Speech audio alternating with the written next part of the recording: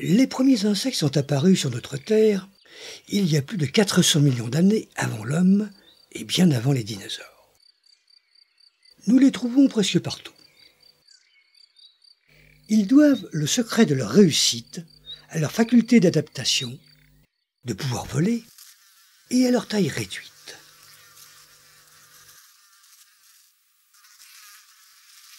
Leur reproduction prolifique a contribué à leur essor sans aucun doute. Qui sont les insectes? Ils font partie des arthropodes, autrement dit, leur corps est articulé et leur squelette est externe. Imaginez nos chevaliers du Moyen-Âge revêtus de leurs armures. Cet exosquelette peut paraître un handicap, mais il les protège de bien des bosses. L'insecte adulte est composé de 3 parties. La tête, le thorax, divisé lui-même en pro, méso et métathorax. Puis, l'abdomen comportant couramment 11 segments.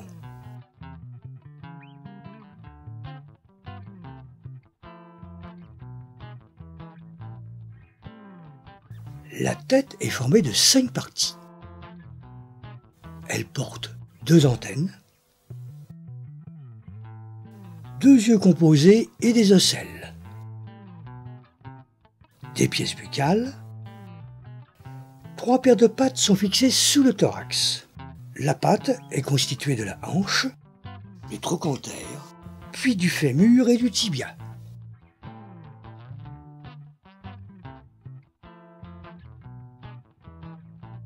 Elle se termine par le tarse, composé d'articles dont le dernier est souvent muni de griffes acérées.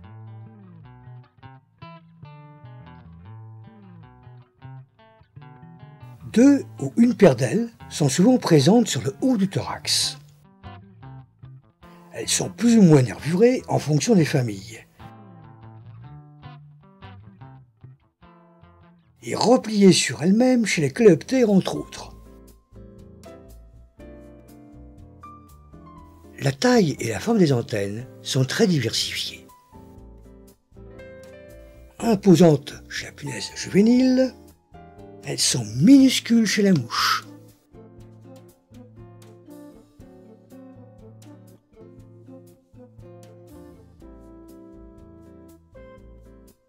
En revanche, le Macrocérat, qui est du même ordre des diptères, a des antennes disproportionnées.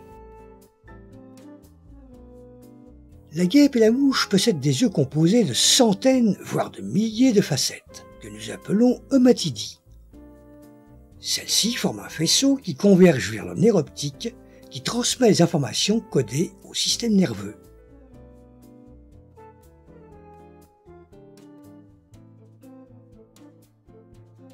Les ocelles ne forment pas d'image, mais détectent les ombres et mouvements.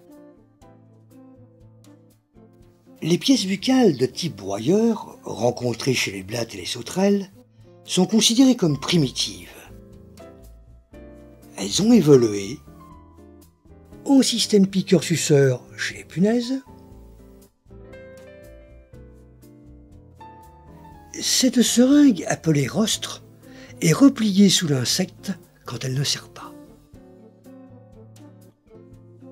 Les diptères suceurs ont une trompe dont l'extrémité est une sorte d'éponge, dont les fines stries laissent s'écouler salive et enzymes.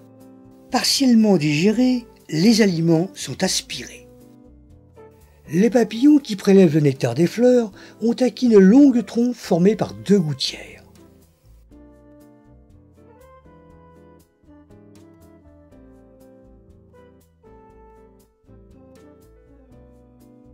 Parmi les coléoptères, le lucane mâle arbore des mandibules géantes comparées à sa femelle.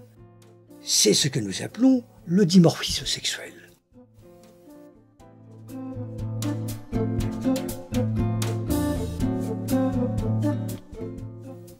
Nous allons, au travers de la mouche, observer les organes internes. Non, pas comme ça. Il nous faut d'abord l'oxyre, après l'avoir anesthésiée, la durcir par un traitement au collodion pour la découper en fines lamelles. Nous remarquons l'importante masse musculaire concentrée dans le thorax. C'est que pour marcher et voler, il faut un gros moteur. Nous y trouvons un système nerveux, un système respiratoire, les organes digestifs et ceux pour procréer, dont l'armature est appelée genitalia.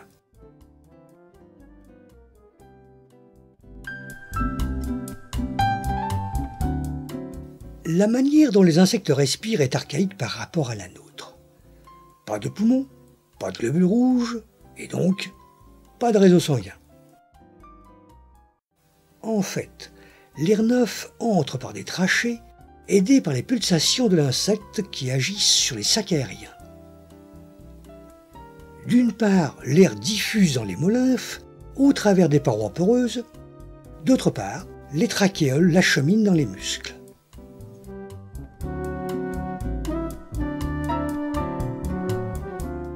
La circulation de l'hémolymphe est générée par une chaîne dorsale composée d'un cœur et d'une aorte.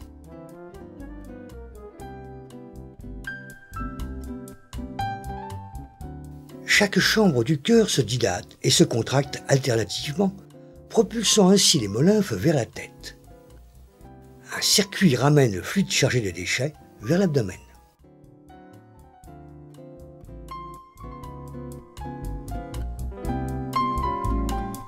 Les insectes ont un cerveau, mais ils ne se posent pas trop de questions. Le cerveau est formé par la fusion de 3 ganglions. Le protocérébron gère les informations transmises par les yeux et les ocelles.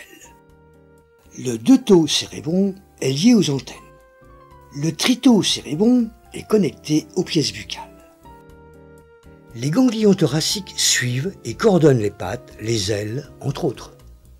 La chaîne centrale se prolonge dans l'abdomen et participe au bon fonctionnement des organes. À savoir que chaque ganglion possède une certaine autonomie.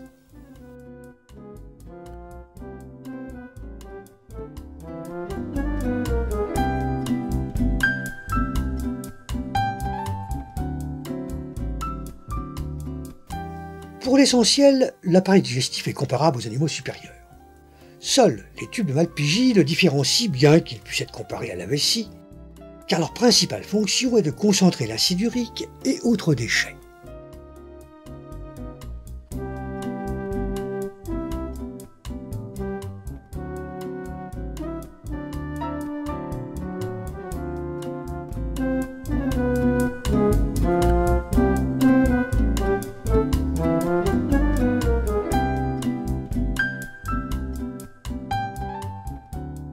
Les insectes ont la vue basse. Myopes, ils se déplacent plus volontiers dans un monde d'odeurs. Hormis quelques chasseurs de haut vol qui détectent leur proie à une distance respectable. Quant à la perception des couleurs, elle est très différente d'une famille à l'autre. Ainsi, le phasme ne voit tout simplement pas les couleurs.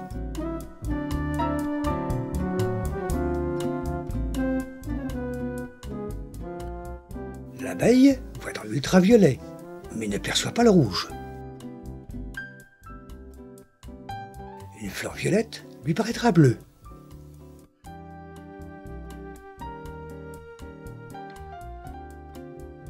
Mais les papillons de la famille des Pirides voient le rouge.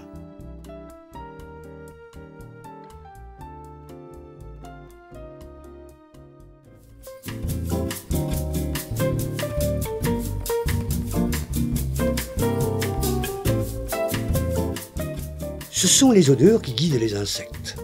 Les fourmis qui vivent en société communiquent grâce aux phéromones qu'elles émanent. Celles-ci sont des substances complexes qui permettent le transfert d'informations par signaux chimiques.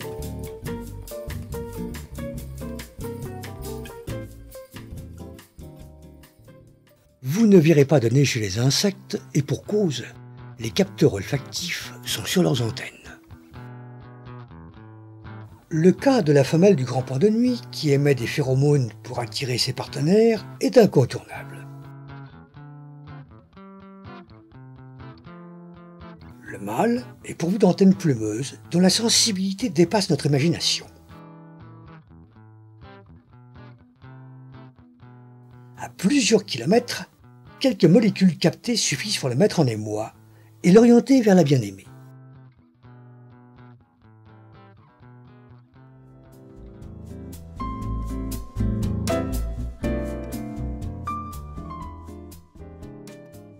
Le goût et l'olfaction sont intimement liés.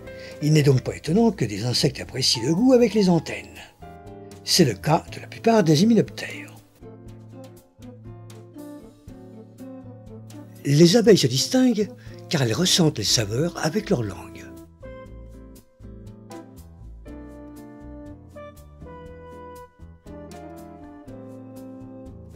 Chez les coléoptères, ce sont les palpes qui ont cette faculté.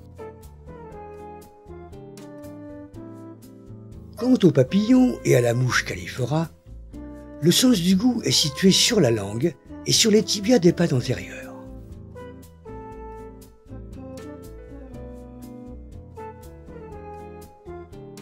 Les insectes possèdent une grande sensibilité pour les goûts qui les concernent. À titre de comparaison, notre langue est capable de détecter une saveur sucrée d'une solution de 1,5 g de sucre dissous dans 100 g d'eau. Diluée 200 fois, la mouche Calliphora sera encore capable de ressentir la saveur sucrée.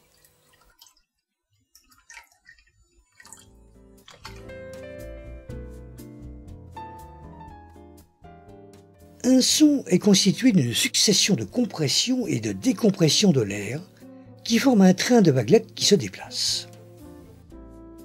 Notre tympan est une membrane qui intercepte ces vibrations. Amplifiées par l'oreille interne et codées en signaux électriques, elles sont transmises à notre cerveau. Les insectes n'ont pas d'oreilles à notre image, mais de très nombreux poils sur le corps qui réagissent au moindre courant d'air. Ce sont les sensilles. Celles-ci, groupées en petits nombres, forment les organes chordotonaux, capables de capter des sons de très haute fréquence. Nous pouvons comparer leur fonctionnement à un fil vibrant. Ces informations sont codées en fréquences de potentiel d'action. Ces messages élémentaires sont transmis au système nerveux. Les sauterelles se distinguent en possédant 2 vrais tympans, mais sur chaque tibia des pattes antérieures.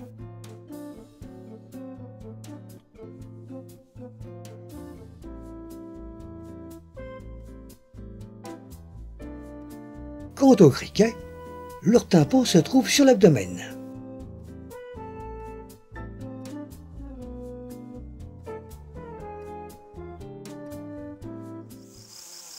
Si les orthoptères ont des récepteurs sonores performants, c'est qu'ils communiquent entre eux par des concerts de stridulation parfois assourdissants.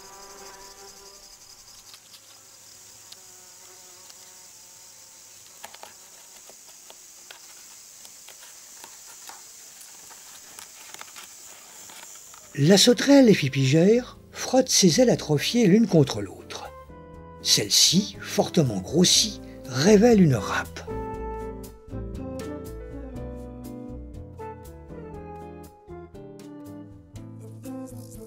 Chez les criquets, les sons sont produits par le frottement des pattes arrière sur leurs ailes.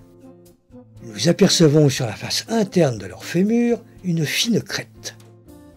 Le microscope électronique met en évidence une structure complexe. C'est la râpe qui frotte sur les nervures alaires.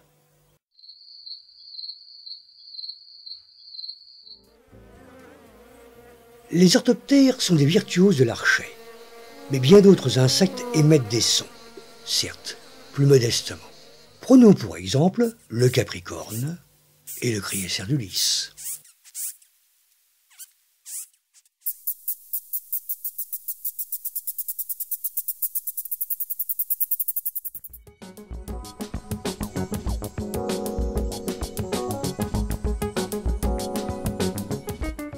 Les pigments d'origine organique, issus des déchets alimentaires, se concentrent dans l'épiderme et l'exocuticule. Ils sont composés d'une part de carotène, d'origine végétale, et d'autre part de mélanine, d'origine animale. Ces pigments se dégradent rapidement après la mort de l'insecte, en particulier ceux fixés dans l'hypoderme.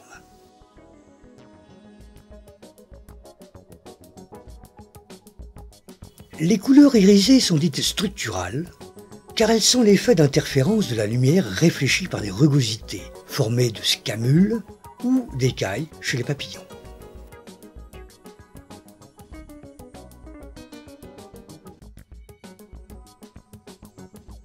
Ces dernières comportent des stries longitudinales séparées d'un millième de millimètre et des stries transversales encore 10 fois plus fines.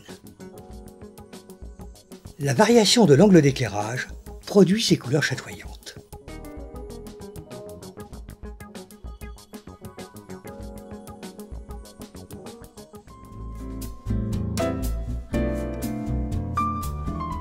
La femelle du lampyre, appelée ver luisant, attend le début de la nuit pour allumer sa lanterne. Son but est de se faire repérer par un éventuel époux qui survole les environs. Elle est même capable de moduler son appel lumineux. Son organe luminescent, placé à l'extrémité de son abdomen, est imprégné de luciférase. Cette enzyme décompose par oxydation une graisse nommée la luciférine.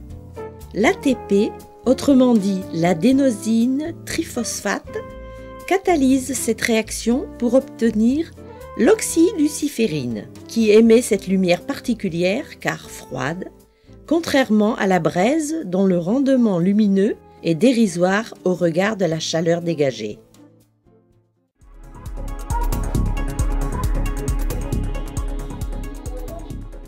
Tout commence par un œuf, ovale et lisse pour le pyrochore, longiforme avec une fermeture éclair pour la mouche. Celui du phasme ressemble à une petite boîte avec un couvercle.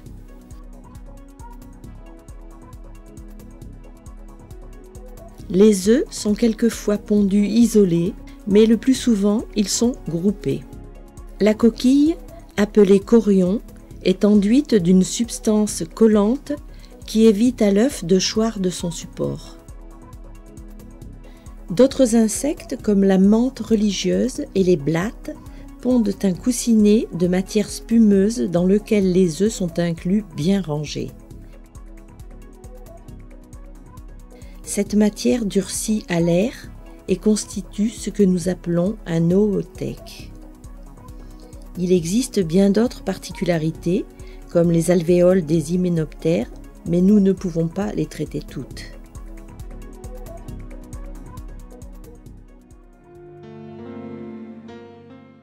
Après quelques jours, à plusieurs semaines d'incubation, l'enveloppe devient transparente et annonce l'éclosion.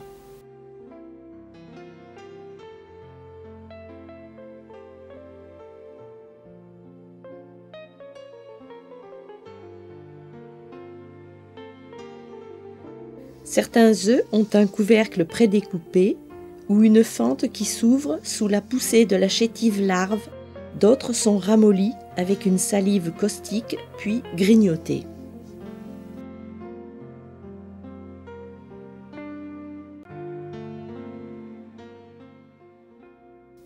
Les insectes dits primitifs, comme les colamboles, sont du type amétabole. De l'œuf, il sort un adulte tout simplement. Dépourvus d'ailes, nous les appelons aptérygotes. Nous avons les insectes à métamorphose incomplète. Les larves ressemblent aux adultes chez les orthoptères, dermaptères et hémiptères. Elles peuvent être différentes, c'est le cas des odonates par exemple.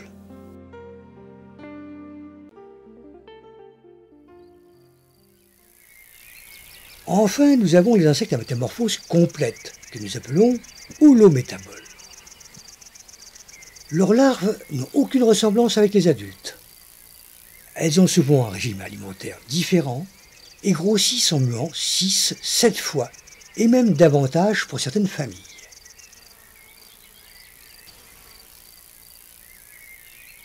C'est une hormone fabriquée et sécrétée par des glandes que nous appelons les corpora allata qui provoque l'émue. Arrivée à sa taille maximum, la chenille se transforme en chrysalide.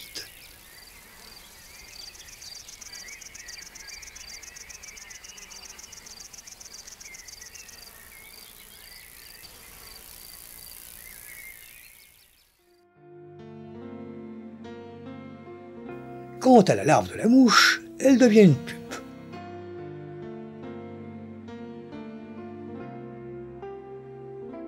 Mais que se passe-t-il durant ce stade? Sans entrer dans les détails par ailleurs fort complexes, des organes vont se dissoudre comme phagocytés, puis se reconstituer en d'autres organes. La nymphose achevée, l'imago en sort totalement transformé et apte à procréer. Ce sera d'ailleurs son seul but. Nous distinguons 4 types de métamorphoses. Les insectes dont les jeunes sont semblables aux adultes, mais plus petits en taille. Des mus les amèneront à l'imago. Ils sont amétaboles. Les insectes dont les larves ressemblent aux adultes, mais qui par des mues successives, vont acquérir des ailes et leurs organes génitaux. Ce sont les porométaboles. Les hémimétaboles ont des larves qui ne ressemblent pas aux adultes, mais ce sont encore des mues successives qui leur permettront d'accéder au stade adulte. Enfin, nous avons les insectes dont les larves sont différentes de l'imago et qui passent par un stade nymphal. Durant ce stade, de profondes transformations aboutissent à des insectes ailés, programmés pour la reproduction.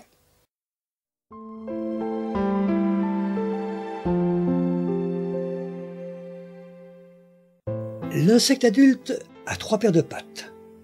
Dans sa progression, il les applique avec méthode.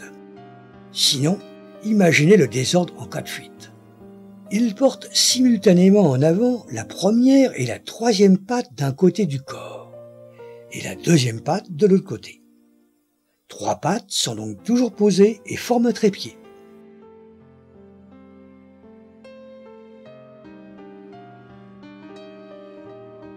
Nous connaissons bien ceux qui sautent, et n'oublions pas ces maîtres nageurs que sont les dithyques, dont les pattes se sont adaptées à la nage.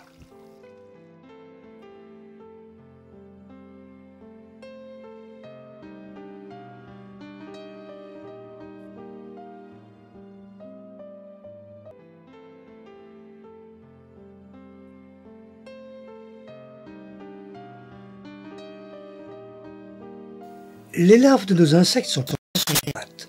Pourtant, elles se déplacent tant bien que mal.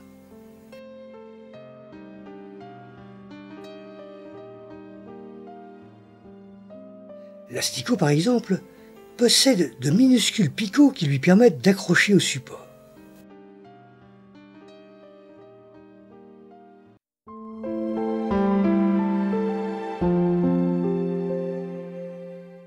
La faculté de voler a sans doute favorisé la propagation des insectes, même si certains ne sont pas vraiment doués. D'autres excellent. La scalaf est insaisissable, pourvu que le soleil soit au rendez-vous.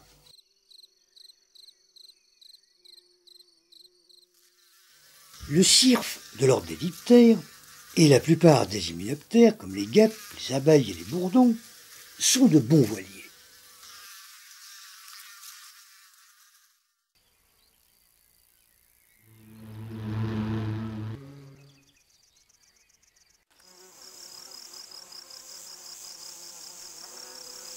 Les papillons sont partagés entre ceux qui volent nonchalamment et ceux qui sont les rois du surplace, comme le macroglossum.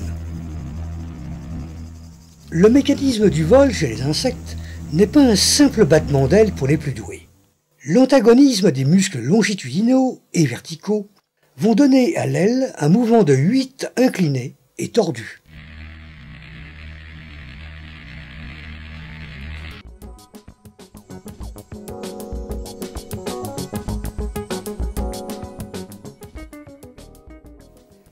Les insectes ont de nombreux prédateurs. Leur moyen de lutter pour leur survie passe par un taux de reproduction élevé.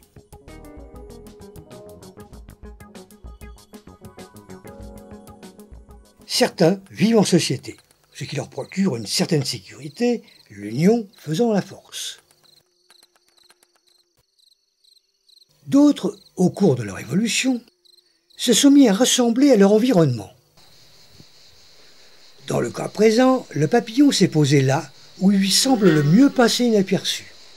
Ils n'ont pas seulement imité la couleur, mais aussi parfois la forme. Le mimétisme proprement dit concerne surtout les insectes qui se sont mis à ressembler à d'autres insectes, soit dangereux pour leur venin, ou inconsommables car porteurs de substances vénéneuses, comme les zygaènes. Il y a ceux qui se montrent très discrets pour surprendre leur gibier.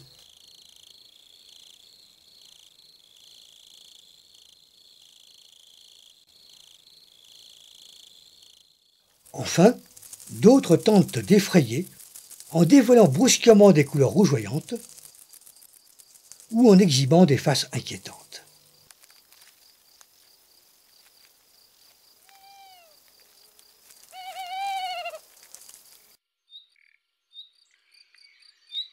Un papillon a l'apparence d'une guêpe. Une mouche ressemble à la fourmi. Mais est-ce vraiment du mimétisme ou le fruit du hasard? Le camouflage s'applique parfois aussi aux chrysalides. Ainsi, celle de la vanesse change d'aspect progressivement. Le mimétisme nous amène à la sélection naturelle. Ceux qui se confondent le mieux avec leur support auront davantage de chances d'échapper à leurs prédateurs. Ces variations sont transmises par le patrimoine génétique et, comme tous les organismes vivants, les insectes héritent des caractères de leurs parents par l'intermédiaire des chromosomes. Ainsi se présente le patrimoine génétique de la drosophile. C'est ce que nous appelons le karyotype.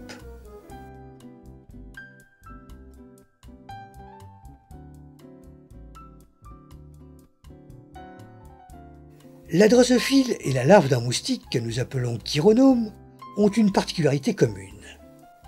Ils ont dans leurs glandes salivaires des cellules dont les chromosomes sont géants.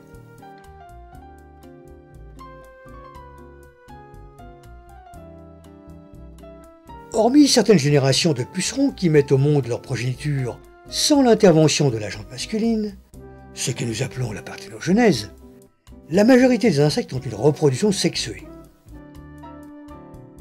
Ce qui n'est pas sans provoquer quelques rixes ou certaines difficultés à se déplacer.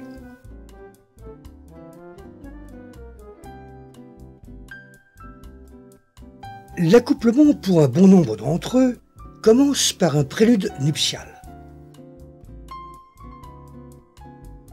Très sommaires chez le criocère, elles prennent une allure de délicate danse pour d'autres.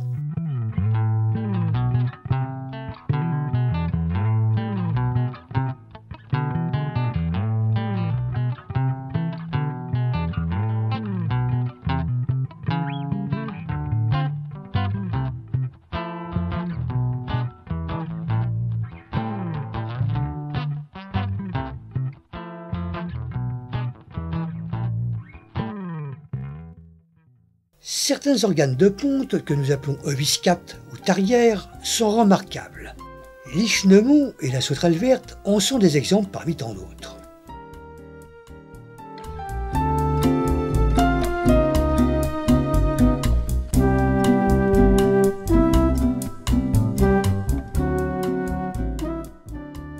Régime dans notre société humaine va de pair avec taille de guêpe. C'est un paradoxe, car nos bestioles sont plutôt voraces. Les insectes saprophagent puisent leur alimentation dans les matières en décomposition, d'origine végétale ou animale. Ils sont utiles, mais hélas, ils transportent des germes microbiens.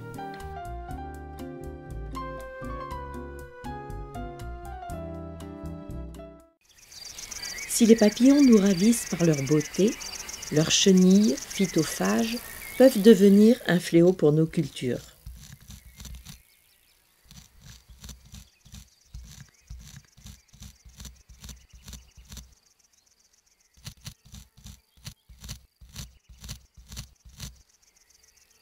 Les pyrochores font partie des hémiptères piqueurs-suceurs qui adorent les graines de rose trémière.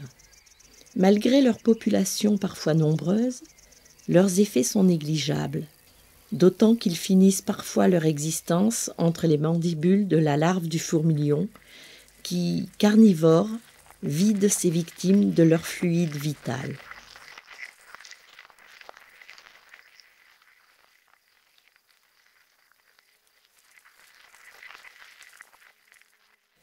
Enfin, il y a ceux qui forcent les plantes à fabriquer des gales en les imprégnant de substances cécidogènes. Ces gales, appelées également cécidies, vont fabriquer sucre, amidon et protéines. Si nous avons la curiosité d'ouvrir un bouton floral atteint de gales, nous y trouvons de nombreuses larves de diptères. Le pistachier térébinthe en est aussi victime.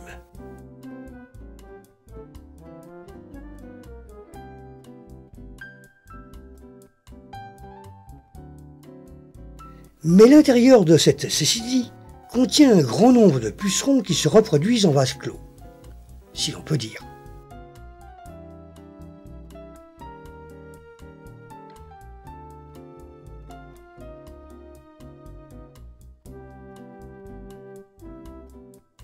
Les gales sont si nombreuses et complexes que nous ne pouvons qu'effleurer ce régime particulier.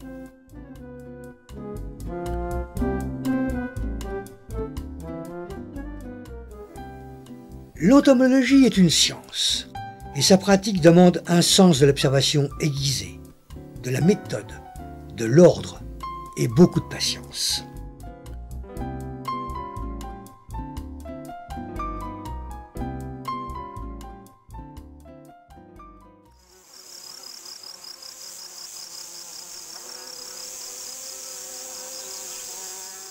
Sur le terrain, l'entomologiste doit faire preuve d'une bonne condition physique.